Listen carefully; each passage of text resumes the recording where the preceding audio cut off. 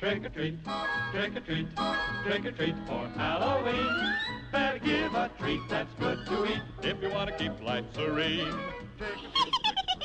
Hi there, kids. I'm Hazel. Witch Hazel, that is. And I'm going to tell you about the time Donald Duck learned his lesson about playing tricks on Halloween. On your front door, better not be stingy or your nightmare will come true. It was just like any other Halloween before.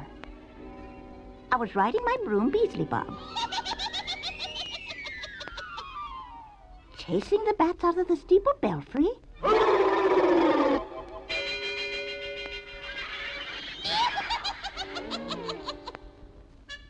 and scaring any black cat who might trot across my path.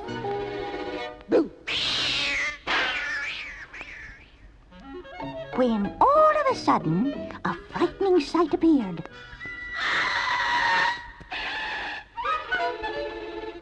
It was so scary that I flew behind a tree to take a peek at it from a safe distance. What manner of ghoul is this? Why, it was just Huey, Dewey, and Louie, dressed up to go trick-or-treating at their Uncle Donald's house, for they'd hoped to get lots of candy from their Uncle Donald. Uh-oh, the boys. But when that nasty duck saw it was his nephews, he decided not to give them candy, but instead picked up a bunch of firecrackers and then answered the door. Hello, boys. Trick or treat. Ah, for you, and you. Thank you, Uncle Donald. Whoa, Beasley Bob! Whoa! Steady there, old boy!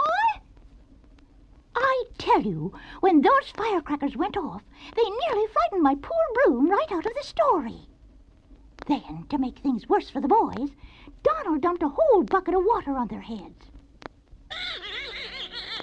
Now here's your trick. So long, boys. Oh, bless their little black hearts.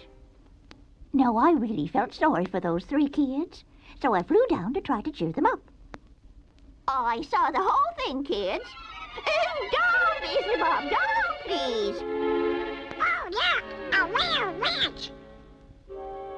Oh, joy, thou do believeth in witches.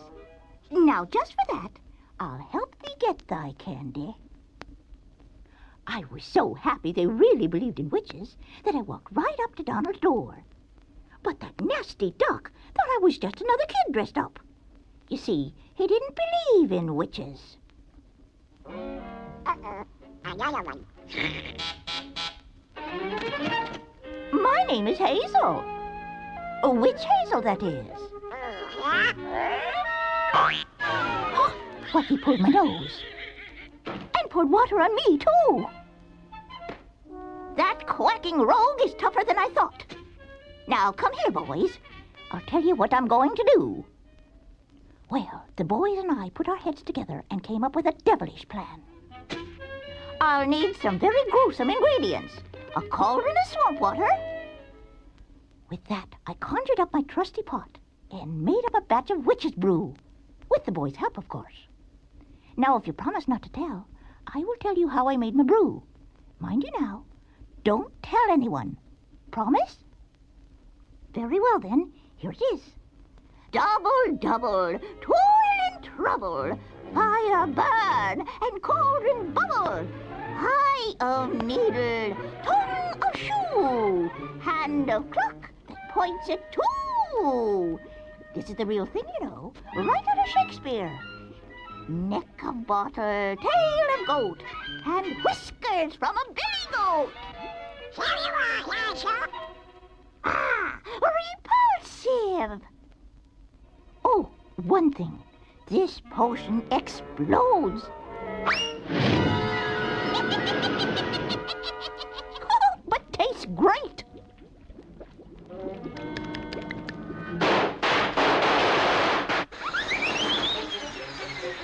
Kids, this stuff is loaded! Then the fun began. I filled up my trusty spray gun with the brew and took the boys for a ride on Beasley Bob. Oh, boy!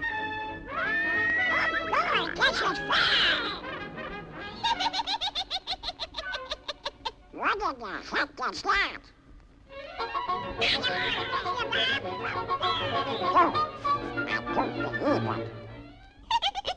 Was that duck ever surprised to see us riding around on a broom?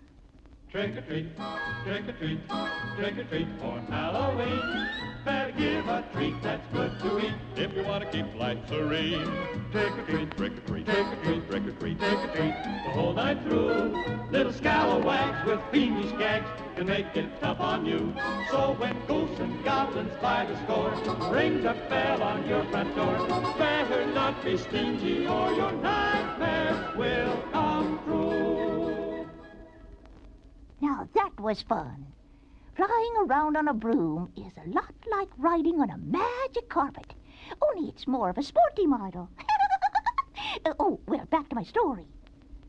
That Donald Duck was really upset by what he'd just seen, for now he knew I was a real witch, and his attitude changed. Now, are you going to treat or not? Yes, ma'am. Right away. Oh, my goodness. I don't understand. He went straight to the cupboard and started to load his arms full of candy and other goodies.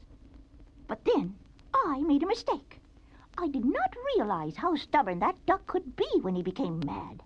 So I said to the boys, "Kids, this pigeon's a pushover." Pushover? Oh, yeah? When he heard that, he put all the goodies back into the cupboard and shut the door. And locked it.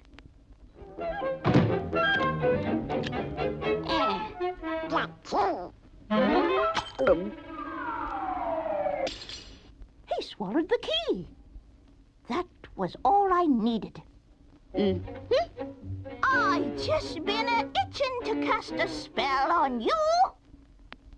That duck had it coming, so I took my spray gun, and with Beasley Bob's help, I squirted the witch's brew on his feet and said, "Hocus pocus, magic shower, put his feet within my power."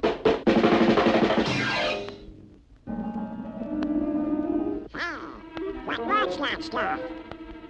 Feet, kick out that key.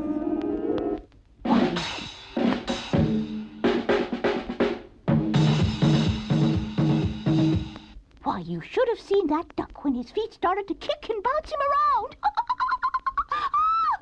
Just trying to make him cough up that key. Yippee! Look at him dance! Oh, dance with your feet just as fast as you can.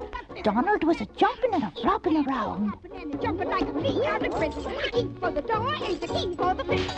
He kicked himself right into the kitchen, where he got all tangled up with the pots and pans. Then he started to kick like a mule. No, she don't. Now mind those rules with your old flat feet just a-kicking like mules. Then I conjured up a cactus and had him back into it. Way out west, that's where the cactus grows the best. Now swing down south and turn on the east. And then I had him back toward the hot coals, which were glowing in his fireplace. There I had him sit down on the hot coals. Now end the dance and take your seat. When he yelled, the key flew right out of his mouth. Nothing to it.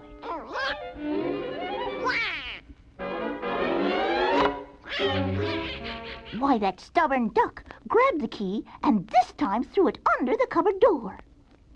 "Now you've made old Hazel mad."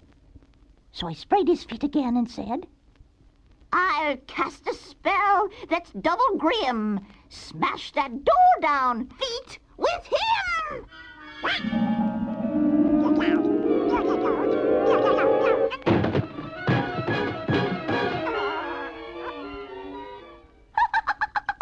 Kids, you should have seen that duck with his feet running him into that door again and again.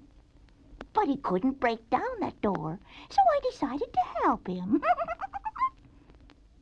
This hurts me more than it does you. Now take a running start. About a mile or two! And a running start he took. Get ready, kids. Here he comes. Why, that duck ran by us like he was a runaway locomotive. Right into the locked cupboard door. That door didn't stand a chance. Why, goodies were scattered all over the room. I thought he'd listen to reason. Right in the middle of the pile of goodies lay Donald Duck, still saying, Come, Beasley Bob, it's nearly dawn. Oh, dear, I mustn't be late. Goodness me. Goodbye. Goodbye, kids. Now, before I say goodbye to you, Donald learned his lesson the hard way about tricking instead of treating. So if you should ever have trouble with a trickster on Halloween night, remember, I'll still be around flying on my broom. And if you decide to be a trickster yourself, you will never know if that witch at your front door might turn out to be me. Oh, when ghosts and goblins by the score, ring your bell or pound your door. Better not be stingy or you're not